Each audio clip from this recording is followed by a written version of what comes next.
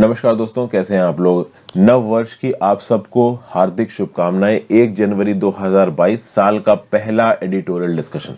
तो साल का पहला एडिटोरियल डिस्कशन आज आपके लिए मैं लेके आ रहा हूं। विनी सर आपके लिए करंट अफेयर्स लेके आएंगे और कल मैं आपके लिए करंट अफेयर्स लेके आऊंगा। चूंकि कल संडे है तो ऑब्वियस सी बात है कल एडिटोरियल आता नहीं। 4 एडिटोरियल्स मैं आपके साथ डिस्कस करूंगा। तो let's start with a new zeal, with a new passion. वैसे तो मैं हमेशा ही जितना ज़्यादा अच्छी तरीके से हो सकता है उतना ज़्यादा अच्छी तरीके से आपको पढ़ाने की कोशिश करता हूँ। वीडियोस की स्पीड थोड़ी कम हो गई क्योंकि मेरे बाकी जो इंपॉर्टेंट असाइनमेंट्स हैं मुझे वो कंप्लीट करने पड़ते हैं।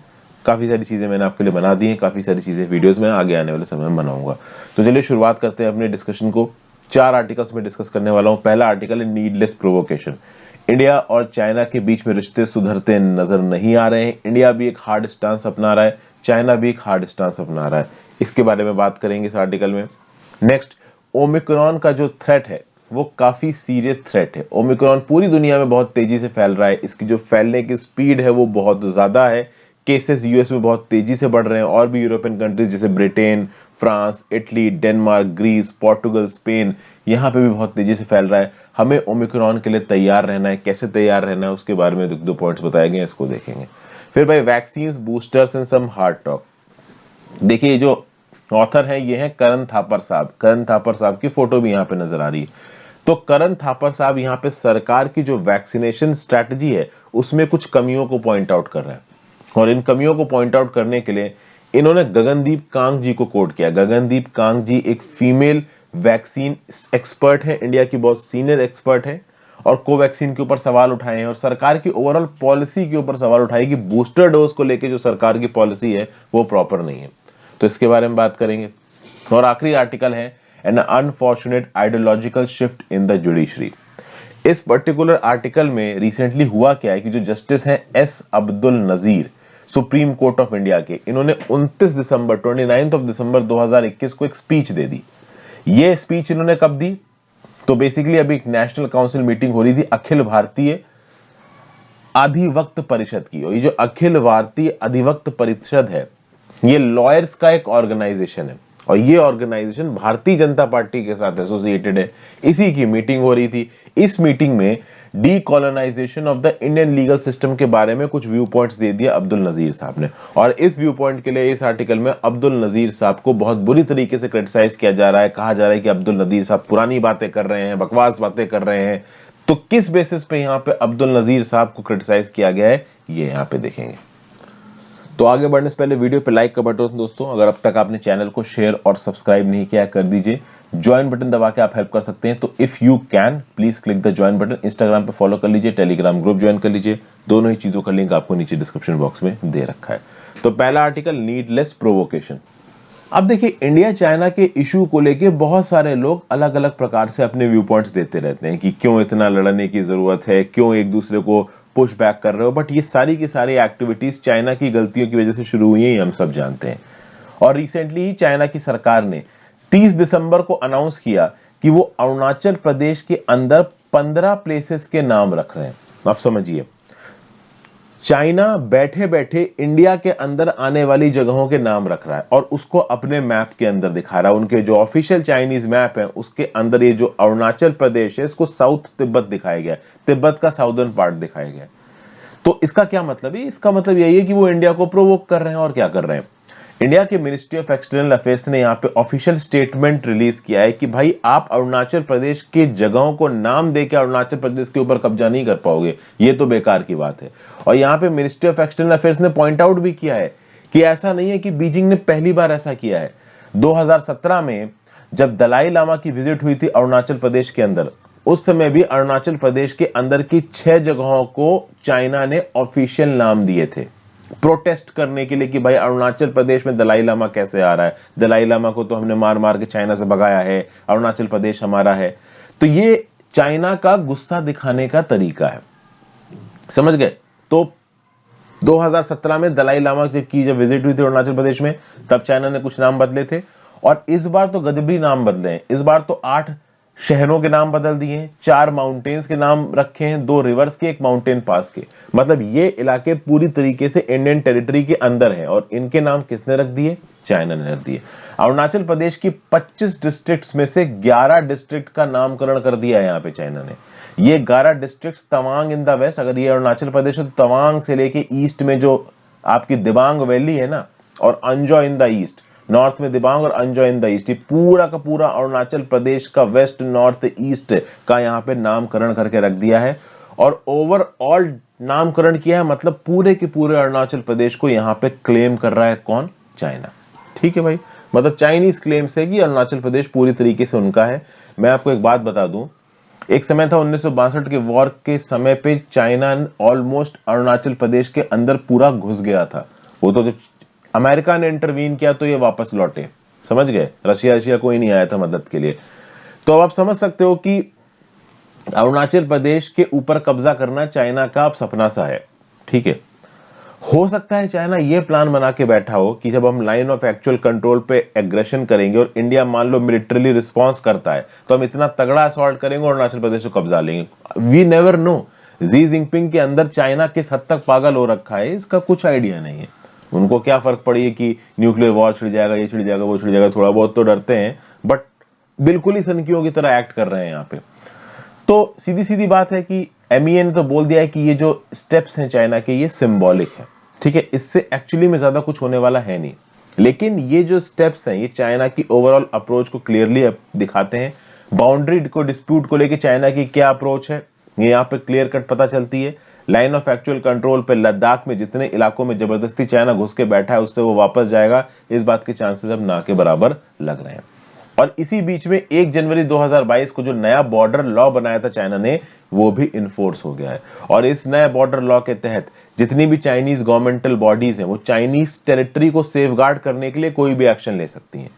अब इस पर्टिकुलर बॉर्डर लॉ से इंडिया को प्रॉब्लम नहीं होनी चाहिए, जिस प्रकार से चाइना को प्रॉब्लम नहीं होनी चाहिए थी जब हमने कश्मीर का इंटरनल ऑर्गेनाइजेशन किया था, जब हमने 370 आर्टिकल और 35A को हटा दिया था।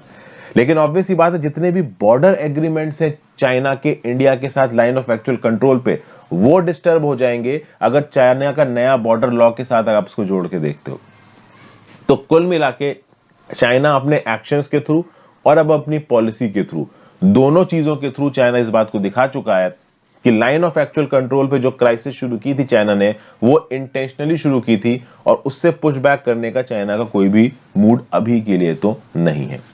ओके, तो ये सब चीजें हैं बेसिकली चाइना ने जो भी ट्रांसग्रेशंस किए हैं इन द समर ऑफ 2020 उनको यहाँ पे जस्टिफाई कर रहा है चाइना। चाइना की फॉरेन मिनिस्ट्री ने अभी रिसेंटली बोला कि ये जो बॉर्डर लॉ है ये हमारा इंटरनल मैटर है, हमारी सोवरेनिटी का मैटर है, इसमें इंडिया का कोई इंटरफेरेंस नहीं होना चाहिए। तो इसी कंटेक्स्ट में इंडिया को भी ये बोलना बैठता है कि जब हमने कश्मीर का रिऑर्गेनाइजेशन किया था तो तुम क्यों बकवास कर रहे थे। लेकिन चाइना तो चाइना है, यहाँ देखिए जो ताकतवर है ना वो अपने आप को बाप बनाने की कोशिश करता है। ठीक है, और कल की डेट में कोई बहुत बड़ी बात नहीं है, जो देपसांग प्लेन के आसपास का इलाका कब्जाया है ना चाइना ने, इसके ऊपर वो कौन सा इंफ्रास्ट्रक्चर बना दे, क्या कर दे, कुछ पता नहीं है। कब ये इलाका इंडिया के लिए नासूर बन जाए मालूम नहीं है। तो इंडिया अभी भी डिप्लोमेटिकली और मिलिट्री लेवल्स पे चाइना के साथ एंगेज कर रहा है, स्टेटस को मेंटेन करने की कोशिश कर रहा है, बट चाइना मूड में लग नहीं रहा है स्टेटस को लाने के। लेट्स सी आगे क्या होता है। नेक्स्ट बात करेंगे ओमिक्रॉन के थ्रेट के बारे में। Policy makers must take the Omicron threat seriously and increase testing. भाई ओमिक्रॉन बुरी तरीके से फैल रहा है यूएस के अंदर और यूरोप की कंट्रीज की बहुत सी कंट्रीज के अंदर फैल रहा है। अगर आप देखो तो 27 दिसंबर को एक दिन में यूएस में 0.54 मिलियन केसेस हो गए, 5,40,000 केसेस हो गए। और जो 7 दिन का एवरेज है यूएस के अंदर पिछले 7 दिन का वो 2,40,400 केसेस पर डे का है। और 60% इंक्रीज हुआ है यूएसए में पिछले एक हफ्ते में। मतलब वीक बाय वीक अगर आप इंक्रीज देखोगे तो यूएस में 60% केसेस ज्यादा आए हैं, मतलब कोविड-19 को। ज्यादातर किसकी वजह से आ रहे हैं? ऑब्वियस ही बात है यहाँ पे ओमिक्रॉन की वजह से आ रहे हैं। 7 कंट्रीज हैं यूरोप की जहां पे इसी प्रकार के ट्रेंड देखने को मिल रहे हैं, Britain, Denmark, France, Greece, Italy, Portugal, Spain. और वर्ल्ड हेल्थ ऑर्गेनाइजेशन का भी ये बोलना है कि पिछले हफ्ते में मतलब 20 से 26 दिसंबर वाला अगर आप हफ्ता देखते हो तो इस हफ्ते में इससे पहले वाले हफ्ते कंपैरिजन में जो केसेस थे वो 11% ज्यादा थे।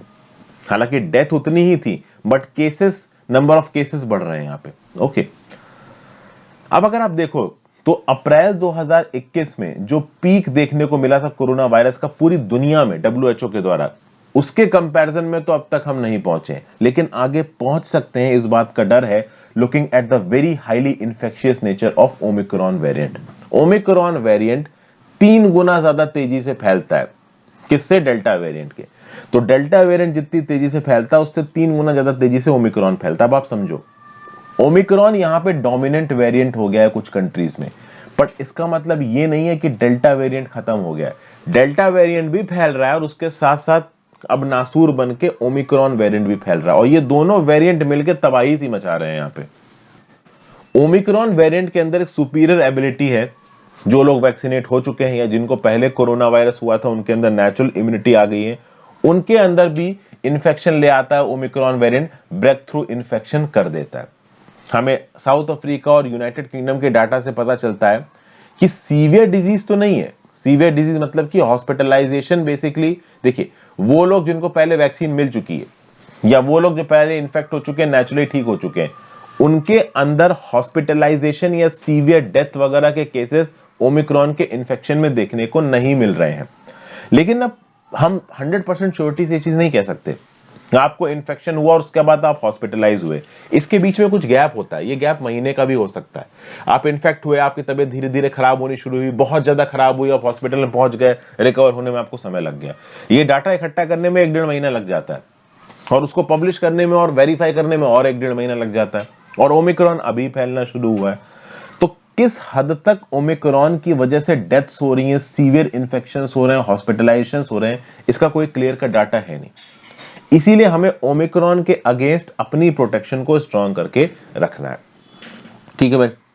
अब ओमिक्रॉन के अगेंस्ट हमारी जो प्रेजेंट वैक्सीन है दुनिया में, चाहे वो यूएस की फाइजर मॉडर्ना हो, चाहे वो आपकी कोविशील्ड कोवैक्सीन हो, वो कितनी इफेक्टिव है इसके बारे में भी कोई प्रॉपर डाटा है नहीं।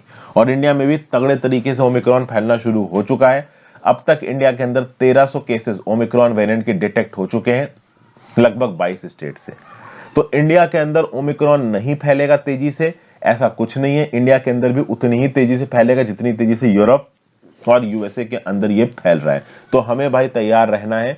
और ऐसा नहीं है कि आपका जो लोग बाहर से फॉरेन से ट्रेवल करके आ रहे हैं उन्हीं को होगा ओमिक्रॉन। इंडिया के अंदर जिन जिन लोगों के अंदर ओमिक्रॉन कंफर्म हुआ है, उनकी बहुत सारे लोगों की कोई भी ट्रेवल हिस्ट्री नहीं है, कोई भी कांटेक्ट नहीं है इंटरनेशनल पैसेंजर्स के साथ। इसका मतलब यही है कि इंडिया की पॉपुलेशन के अंदर कम्युनिटी लेवल पे हो सकता है ओमिक्रॉन फैलना शुरू हो गया हो। तो भाई यहाँ पे पॉलिसी मेकर्स को भी सीरियसली लेना है, और मेरे आपके जैसे आम लोगों को भी इस पर्टिकुलर चीज को बहुत ज्यादा सीरियसली लेना है। टेस्टिंग को बढ़ाना है, डुअल आरटीपीसीआर टेस्टिंग स्ट्रेटजी को यूज करना है। अब इसमें क्या होता है, देखिए डुअल आरटीपीसीआर टेस्टिंग स्ट्रेटजी क्या होती है कि मान लो आप आरटीपीसीआर पॉजिटिव है, अब आपको पता करना है कि आप ओमिक्रॉन से इन्फेक्टेड हो कि नहीं हो, कौन से वेरिएंट से इन्फेक्टेड हो। तो उसमें होगा ये कि जो आपका पॉजिटिव सैंपल होगा उसको पहले एस जीन टारगेट के लिए टेस्ट किया जाएगा।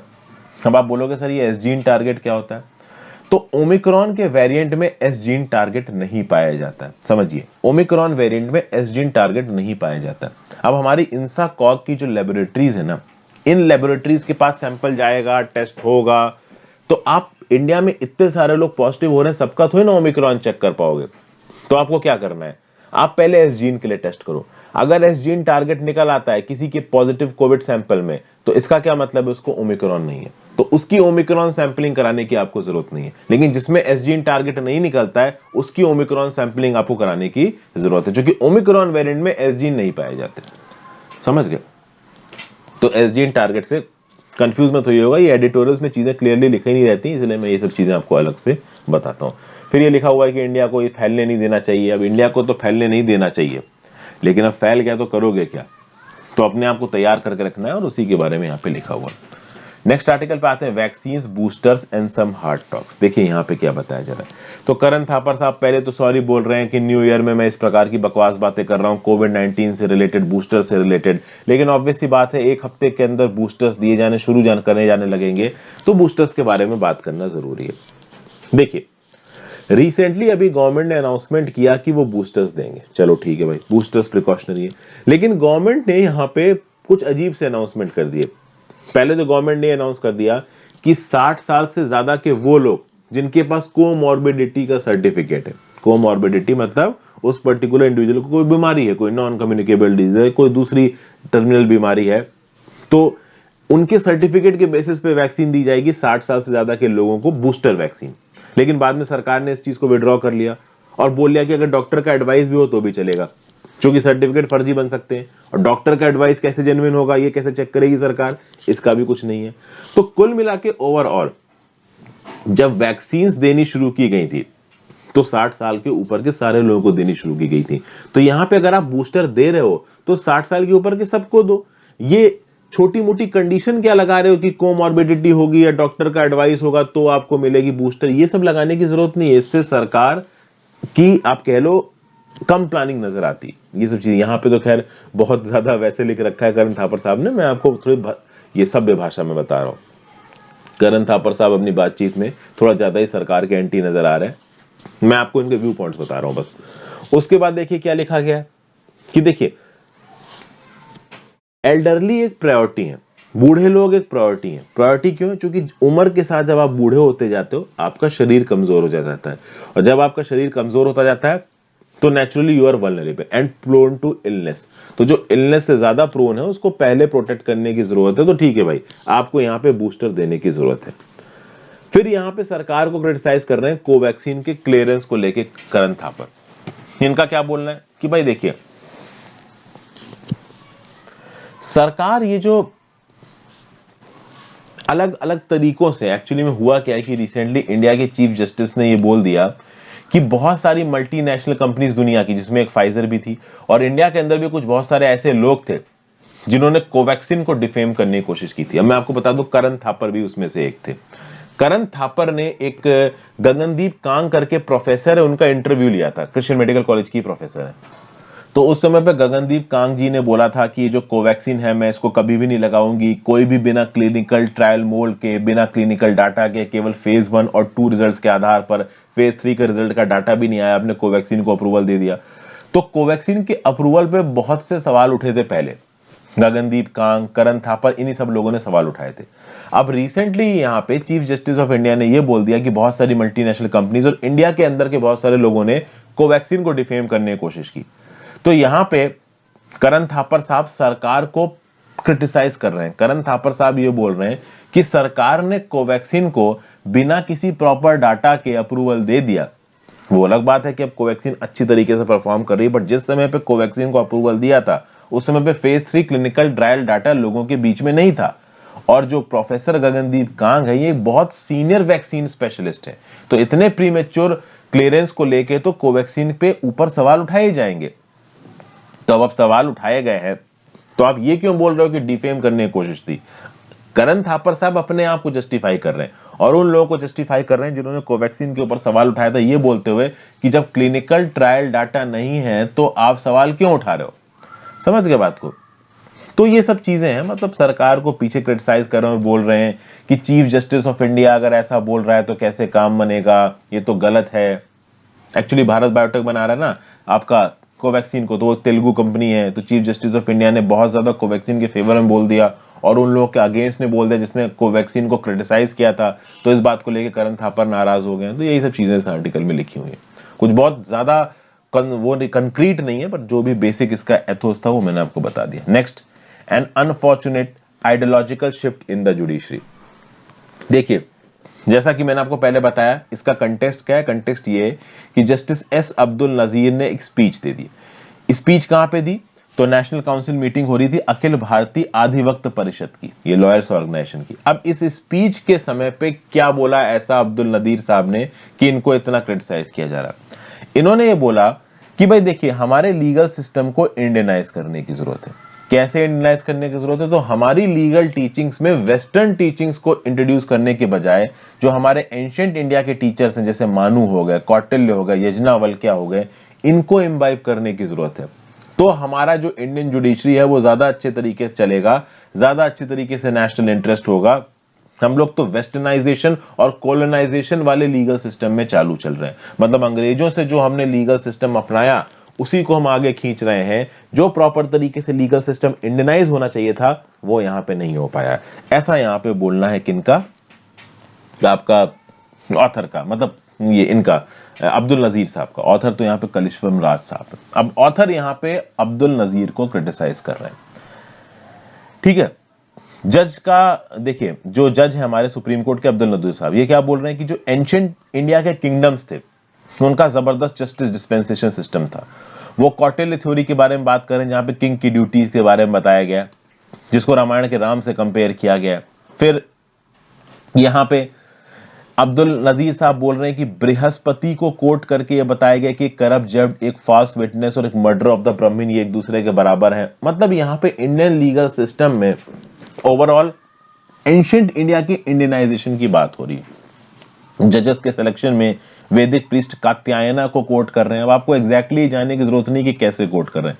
अर्थशास्त्र का इस्तेमाल करके यहाँ पे एक ऐसे ऑफिशियल को पनिशमेंट देने की बात की जा रही है जो वर्क आवर्स के समय पे एक वुमेन से बात कर रहा हो। तो एक नॉस्टैल्जिक टोन में बेसिकली लीगल ज्यूरिस्प्रूडेंस में एंशिएंट इंडिया को इम्बाइब करने की कोशिश है अब्दुल नजीर की।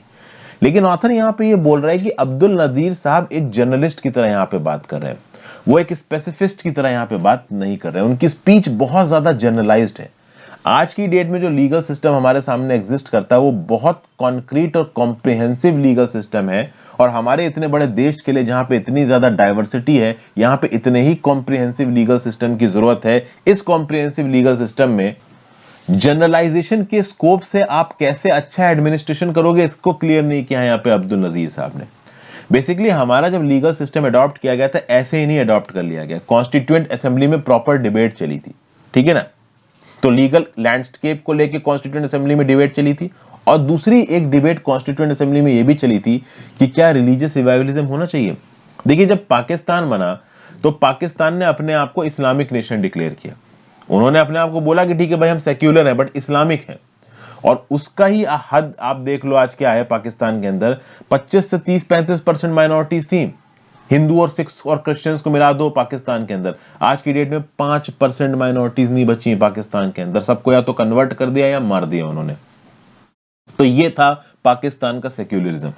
इंडिया के अंदर भी कॉन्स्टिट्यूएंट असेंबली के अंदर बहुत सारे ऐसे लोग थे जिन्होंने बोला कि नहीं भाई, हिंदू धर्म को आप ऑफिशियल धर्म बनाओ। लेकिन क्या हिंदू धर्म को ऑफिशियल धर्म बनाया गया इंडिया का? नहीं। इंडिया में सेक्युलराइजेशन लाया गया, और आज की डेट में इसके चलते इंडिया में बहुत सारी कम्युनिटीज हैं जो कि फल फूल रही हैं, बिना डर के रह रही हैं, और उसके साथ साथ वो इंडिया की डेवलपमेंट में भी एक बहुत बड़ा रोल प्ले कर रही हैं, और इसीलिए इंडिया ग्रेट है। और इसी कंटेक्स्ट में कलिश्वम राज साहब बोल रहे हैं कि अब्दुल नजीर साहब ये पुरानी तरीके की बातों को लाके ओवरऑल इंडिया की लीगल प्रोसेस को रोकना चाह रहे हैं। सीधे सीधे तो नहीं बोला यहाँ पे कलिश्वम राज साहब ने, बट एक्चुअली में इनडायरेक्टली यही बोलने की कोशिश कर रहे हैं। इंडिया की कॉन्स्टिट्यूएंट असेंबली की डिबेट की बात करिए तो 9 दिसंबर 1946 को शुरू हुई थी, और 26 नवंबर 1949 को ये खत्म हुई थी। ज्यादातर जो पार्ट आया था वो गवर्नमेंट ऑफ इंडिया एक्ट 1935 से आया था, लेकिन बहुत सारे और डिस्कशंस हुए थे। जैसे कि फॉर एग्जांपल के हनुमंथैया, ये मैसूर से मेंबर थे। 17 नवंबर 1949 को उन्होंने क्या बोला कि भाई हम तो कॉन्स्टिट्यूशन बनाना चाहते थे जिसमें वीणा और सितार हो, और यहां तो इंग्लिश बैंड का कॉन्स्टिट्यूशन बन गया। पंडित गोविंद मालवीय साहब ने क्या बोला कि भाई प्रियम्बल की जो शब्दों की शुरुआत है वो होनी चाहिए बाय द ग्रेस ऑफ परमेश्वर the supreme code, the supreme being the Lord of the universe. यहां पे रिलीजियस टिंट आ गया। महावीर त्यागी ने 27 दिसंबर 1948 को क्या बोला कि भाई पॉलिटिकल फ्रीडम से ज्यादा स्पिरिचुअल फ्रीडम की बात होनी चाहिए। लोकनाथ मिश्रा ने क्या बोला कि इस प्रकार का संविधान बना दोगे तो हिंदू कल्चर पूरी तरीके से खत्म हो जाएगा। लेकिन कुछ प्रोग्रेसिव लोग भी थे, जैसे एचवी कामत साहब थे। इन्होंने क्या बोला कि देखिए यूरोप के अंदर बहुत खून है। देखिए यूरोप की हिस्ट्री बहुत ज्यादा क्रूअल है, और वो इसलिए क्रूअल है क्योंकि यूरोप के जो राजा थे ना वो चर्च के साथ मिलकर काम करते थे। तो अगर एडमिनिस्ट्रेशन को और स्टेट को जोड़ दोगे आप तो इलाका तबाह हो जाएगा, और ऐसा ही कुछ हुआ है पाकिस्तान के अंदर। उन्होंने अपनी माइनॉरिटीज को तबाह करके रख दिया। ये चीज इंडिया के अंदर नहीं होनी चाहिए, ऐसा एचवी कामत साहब ने बोला। एचवी कामत साहब ने यह बोला कि अगर कोई भी राज्य अपने आप को किसी एक धर्म से जोड़ लेता है तो उस राज्य के अंदर फिजर आने पक्के हैं, उस राज्य का गर्त में जाना पक्का है। लेकिन लोकनाथ मिश्रा साहब क्या बोल रहे थे 3 दिसंबर 1948 को कि अगर आप धर्म को अपनाते हो तो आप हिंदू धर्म को अपनाओ, चूंकि ऑब्वियस ही बात है हिंदू धर्म मेजॉरिटी ऑफ द इंडियंस द्वारा प्रैक्टिस किया जाता है। तो आप देख सकते हो कि इंडियनाइजेशन की इस प्लिया में ओवरऑल इंडिया को एक वेस्टर्न लिबरल डेमोक्रेसी बनाना है, या फिर पुराने दकियानूसी धर्म वाले ख्यालात में लेके जाना है, ये एक यहाँ पे सवाल उठता है। जो अब्दुल नजीर जी का स्टेटमेंट है वो रूल ऑफ लॉ की बात नहीं कर रहा है, वो सेक्युलरिज्म की बात नहीं कर रहा है, वो पुराने आप कह लो इंडियनाइजेशन की बात कर रहा है जहां पे धर्म के आधार पे राज वगैरह चला करता था। ये चीजें बड़ी डेंजरस हो जाएंगी, पाकिस्तान जैसा कुछ हिसाब हमें इंडिया के अंदर नहीं करना है। हालांकि देखा जाए तो इंडिया की डेमोक्रेसी के ऊपर पूरी दुनिया में सवाल उठाया जा रहा है। 27 दिसंबर 2021 को न्यूयॉर्क टाइम्स में एक आर्टिकल छपा कि इंडिया में रिलीजियस कन्वर्जेंस के अगेंस्ट जो लॉ बनाए जा रहे हैं उससे मॉब वायलेंस हो रहा है। अमेरिका वाले हमें ज्ञान दे रहे हैं, ठीक है ना, मॉब वायलेंस को लेके। उनकी व्हाइट पॉपुलेशन जब ब्लैक पॉपुलेशन को मारती रहती तब नहीं देखते। मतलब वही बात है ना, दुनिया में लोग अपने उस अंदर नहीं झांक रहे हैं, दूसरों पे लगाने पे वो लुके हुए हैं कि भाई देखो उसके यहाँ क्या चल रहा है। खुद का उनके हालात कितने खराब है, अमेरिका जल रहा था, ठीक है, एक पुलिस ऑफिसर एक घटने से एक ब्लैक पर्सन को मार देता है, वो नहीं देख रहे, दूसरे को समझा रहे। बहरहाल हम अपनी बात करते हैं। जस्टिस नजीर साहब की जो आप कह लो स्पीच थी, ये ऐसा ऑथर यहां पे बोल रहा है कि प्रेजेंट सरकार के राइट विंग एजेंडा को सपोर्ट करती है। फिर जस्ट अब्दुल नजीर साहब के ऊपर ये सवाल उठाया जा रहा है कि इंडिया में जो सेडिशन लॉ है, जो ड्रैकोनियन पीनल प्रोविजन है, इनके ऊपर कोई आवाज नहीं उठाई है, राइट विंग पॉलिटिक्स के फेवर में बात कर रहे हैं। तो ये सब इल्जाम लगाए जा रहे हैं किसके अगेंस्ट? जस्टिस नजीर साहब के अगेंस्ट। तो जस्टिस नजीर साहब की स्पीच को एक दकियानूसी, एक ओल्ड फैशन स्पीच यहाँ पे बताया जा रहा है। तो ये था डिस्कशन दोस्तों। Thank you for watching. ज्यादा से ज्यादा लोगों के साथ वीडियो को शेयर करिएगा। आप अपने व्यू पॉइंट नीचे कमेंट बॉक्स में दे सकते हैं, इंस्टाग्राम पे फॉलो कर लीजिए, टेलीग्राम ग्रुप ज्वाइन कर लीजिए, दोनों ही चीजों का लिंक डिस्क्रिप्शन बॉक्स में दिया हुआ है। Have a great day friends, goodbye, ध्यान रखिए अपना।